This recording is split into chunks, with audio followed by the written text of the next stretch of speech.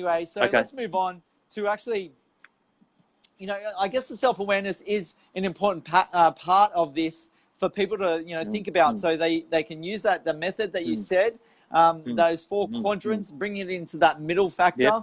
Yep. But, you know, I That's guess it. finding out what you're truly about, what is your true self, you know, diving in. So the self-awareness is thinking about and finding that true self. So, you know, and I guess that method that you're talking about actually, you know, goes into tuning into that, that particular point. So let's expand on that further, Tony. It does. The word I'd say here is buffet. Treat this like a buffet. That is taste, taste, taste, taste, taste.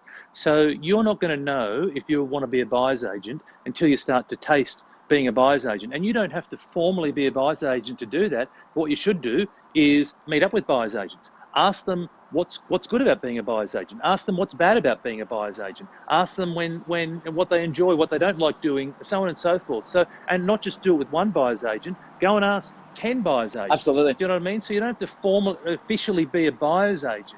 If you're thinking that's what you want to do, then seek out some people who are buyer's agents and ask all of those positive questions, but also the negative style of questions as well, to get a sense of, do I really want to grind that bit out? That bit that people keep saying to me, a buyer's agent, it's hard, it's tough, am I prepared to do that? Now, that's what I mean about taste. Taste, taste, taste, taste, taste. Go to the buffet. I used the example yesterday around my young fella who is about to go on work experience. That was a good one. He's a 16-year-old. He thinks that he wants to get into IT. We're fortunate enough that my brother-in-law has a very big company and they've got an IT team. Next week, because it's school holidays now, next week he's heading down there for a week's work. And I said to him, mate, the great thing will be we're either going to rule it in or we're going to rule it out. Either way, we're going to taste it for a week. He's going to have a go at this IT and he's going to see if he actually likes it. And if he likes it, wonderful, and let's triple down on that. And if he doesn't like it, hey, that's cool. Is there parts of it that he likes? And if there's nothing that he likes about it, that's cool. Let's put a line through it and we know that's not for you and let's think about something else. So it's about tasting, it's about going to the buffet, trying all the various dishes from the buffet and then working out, but you know what, that's the dish that I love and I'm going to just bury myself into Absolutely. And I think this is where people, I guess, lack that self-awareness and not thinking about them tasting all these different elements of life. And they just say, oh, well, I can't find my passion. And I know in my early 20s, it was a bit of a struggle because I kept reading things a lot.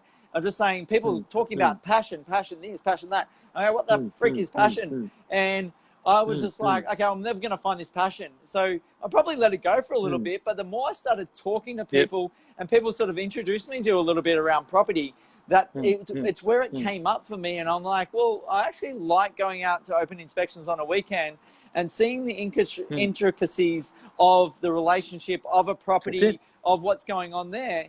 And instead of going out and with friends or whatever, family members, I want to go out and do 15 open inspections on a Saturday. And that was where I started to develop this passion for myself. And I'm like, yes, hallelujah, I found my passion. Fantastic. And it's also a case of, like I said before with my young fella, it's about ruling out what you don't like. So rather than thinking about, well, hey, I've got to find my passion, I can't find my passion, and putting yourself under all this pressure around, I don't know what I want to do, etc. It's about going, you know what? I reckon people will say what they don't want to do. So that is just go through and go, well, you know what don't you want to do? And let's get the line through those and let's eliminate them. And then through a process of elimination, we start to then come down to what it is that we want to do. The other thing that I'd suggest to people, Luke, is to be open to evolving and changing. So, you know, back in 2015, where I went through my own journey of transformation, all I wanted to be was a property developer. That's it. That's all I talked about. That's all I wanted to be. And what I learned as I got into that is that whilst I like it, I don't love it. And I say that at all the various events that I speak at, is I like property development, but I don't love it. But what I love being able to do is help people. And I never would have explored, I never would have found that, discovered that, had I not gone into property development in the first place. So you've got to be open to trying new things, open to change. One of the biggest reasons that people don't want to change is because they're fearful of the criticism of other people. It's the single biggest fear that we have as a human society. Judgment. We're worried about what other people think. If you can work your way through that, if you can say to yourself, this is my life, it's only my life, this is my life, and I want to live it as I see fit, I want to follow my heart, and you can start to block out the noise of others, then that's when you'll truly work your way towards happiness. So, Tony, how long do people need to focus on tasting each item of that buffet, do you feel? You know, where does it then come into that self-awareness of it?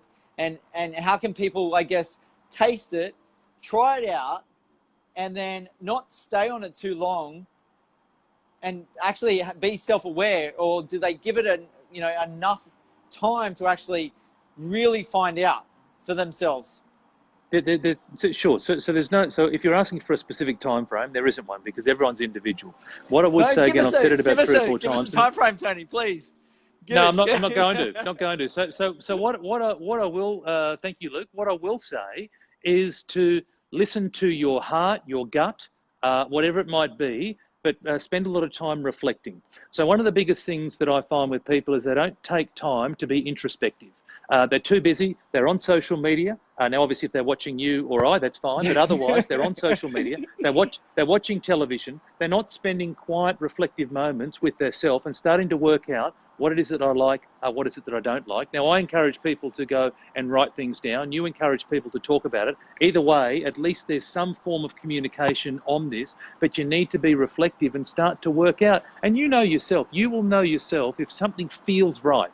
If something feels right, or if something's like, no, it just doesn't quite fit, keep exploring. The other thing that I should have said earlier is go to networking events as well. So, surround yourself with people in the industry or the profession that you want to get into. And again, start to go to those enough when you can either go, yep, that's for me, or no, it just, something about it doesn't feel right. That's what I like to talk about. You know, when I see people and their eyes light up, like I talked about before, and knowing, the burst of energy. And I guess a lot of people can't reflect on what they're saying, that they don't have that strong self-awareness about really what it is about, or they can't actually reflect on some of these things themselves because they haven't built up that knowledge around that, I guess, Tony. That sure. might be the difficult thing for people. You can write it down, but where do you get to actually realize that it is truly you? And I think that's been, if I was to say that when I was 25, I wouldn't be able to do that. But now. But talking to people. Yeah, I guess. So talking to people. So you use the example where this is why people engage coaches. This is why people have accountability buddies. This is why people, have a network where they share things. It's like you sat across from someone, you heard something come out of the mouth, but then you saw the whole non-verbals, the face light up. You saw a real skip in their step. The voice start to get higher pitched as well because of what that person was saying to you. And so that's where, if you're feeling that you can't find it yourself, have a chat to someone that you can confide in. Start to express things to them. And perhaps that person could then play back to you what is it they're seeing. They might say, hey, listen, I'm hearing that you want to be this, but your non-verbals are telling me something different. But when you bring this up, I'm just seeing you, grow another leg. I'm seeing you, light up. And the tone is a big one. Hey, Tony. The tone changes. This is a massive the tone, one. the eyebrows, the smile, the corners of your mouth, all the non-verbal signs. I think people have talked about. You can tell. Like, you look up in a certain direction, or you really start sort Correct. of like daydream about it almost. And I think if you can see, you're hearing some of these things from us now for all the viewers that are coming on, you're hearing some of these notions. And if you feel like you're going into that kind of direction and you feel like your eyes are lining up or your tone changes and you get super excited. And there's one person that said to me once that your why or your purpose or your vision, whatever it might be, or your passion should make you cry.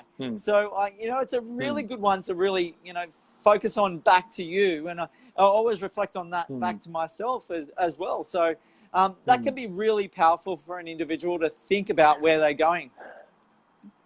Well, it's the most powerful form of motivation. So last night I was, watching a neuroscientist on TV, as I do on a Sunday night, doing a bit of research. But anyway, he was talking about different levels of motivation, and what he said was the most powerful form of motivation is purpose-driven motivation. So that is, you've got something that's bigger than you that you're working towards. The least powerful form of motivation is money motivation. But yet so many people have got it all wrong. They're going for the dollar. They're going for the bling bling, the Ferraris, all this stuff because they're seeing it all over Instagram. I'm telling you now, it's not real. Okay, but here's the thing: purpose-driven motivation. That is something that's bigger for you. You touched on it before. What's your why? What's your reason for doing this? Why do you want to be a buyer's agent in the first place? If you keep coming back to money, you're in the wrong game. Property development, no different. Or property investment? Why do you want to do that in the first place? Ask yourself that question. Get really clear on what that is. So I guess, in terms of property investing, when we take on that topic, because there's a lot of people that are coming on that thinking about property investing, I guess I can focus in two ways on it. Tony, you might be able to talk about that a little bit, because we probably are kind of a little bit similar in that way, in terms of thinking about that property is part of that vehicle that's really going to elevate us to something else we want to do. And there's obviously people in property that just really want to be in property, and that's a career path they're always going to follow. I actually think I'm a little bit of both. I'm actually more property at the moment, but I can actually see my path going somewhere different in future as well. And it's probably along lines about what you're doing, what we're talking about here today. And it might be along, I always talk about, the mental health area that I'm already working in terms of Lifeline and volunteering. And I think that might be somewhere where it's actually going to really work towards. And I actually would spend more time sending a text message to people that, or calling them or spending time with them if I know that they're struggling, rather than look at a property deal. So, down the track. But correct. And that comes down to self-awareness, and that comes down to the property for you. Property development for me is an enabler. Yes. It's an enabler. It's there. It's a vehicle. It provides, the ability to live, pay school fees, etc., etc. But it enables then the choice to head in a slightly different. Nothing wrong with that. Like you said, there's plenty of people who just want to do property, and good luck to them. And there's plenty of people who go, you know what, property investing enables me to go and do something else. And it comes back to that whole purpose-driven thing. That is, you want to do something far bigger than you. Far bigger Tony, than you. Is there anything bigger than you? Impact. You want to leave a legacy. Is there anything bigger than you? Bigger than No. me? Yeah, that's right. Than me personally? No. I like to throw a few curveballs out there. Thank you, Luke. No, of course there is, right? And so you used a great example where, you talk about people at Lifeline, challenging times.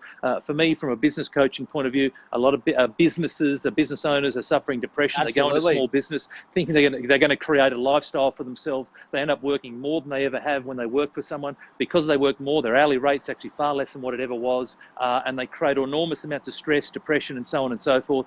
Potentially, could lead them, down catastrophic paths. So for me, that's the bigger piece for me. It's about how do I help people have better businesses, have greater success, which means that we don't have to worry about the bit that I touched on before.